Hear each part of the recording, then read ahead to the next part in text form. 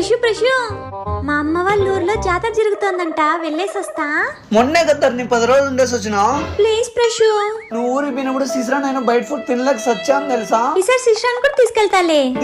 జాతర ప్రశు ఏడుకోకుదర్ని. నేను వెళ్ళొస్తా ప్రశు, అమ్మని చూడబుద్ధి అవుతుంది. నీకంతగా చూడబుద్ది అయితే మేమన్నా ఇక్కడ పిలుస్తానులే.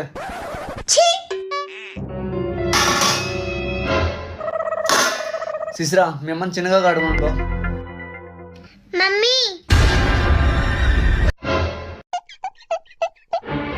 ధర్ని చిన్నగా గడగలేవా నిన్ను?